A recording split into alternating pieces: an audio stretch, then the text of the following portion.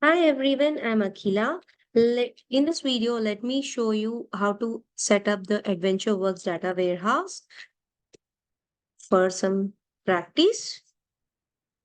So I search for AdventureWorks data warehouse and I'm going through the sample databases provided by the Microsoft. So here is a list of data warehouses which you can download and set up.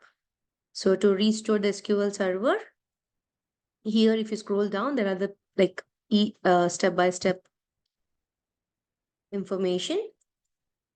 So let me do that. Let me download this 2017 version.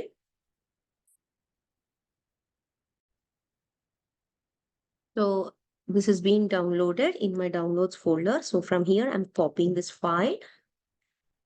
Based on your SQL Server installation default path or the path you change, the step we are doing varies. So when I'm installing my SQL Server, I went with the default location. So it is in C folder program file. So you should know where the SQL Server is installed in your system. Selecting the Microsoft SQL Server, select MS SQL 15 MS SQL Server. Select this folder. Under this, select the backup.